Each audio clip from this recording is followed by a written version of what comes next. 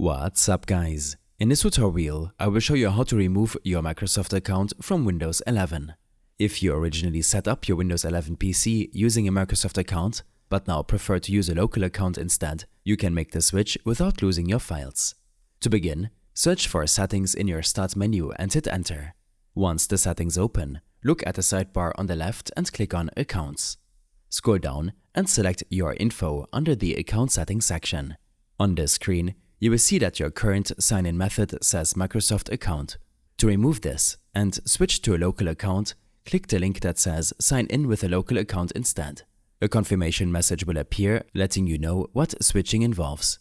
Mainly that your files and installed apps will stay intact, but you will no longer use a Microsoft login for this account. Click Next to continue. You'll be prompted to enter your current PIN for security. Once that's verified, you will need to set up your local account.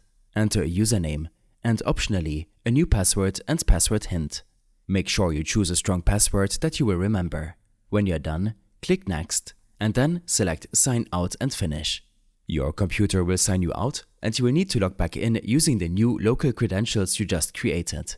I hope this helped you out. Leave a comment if you have any questions and see you in the next one.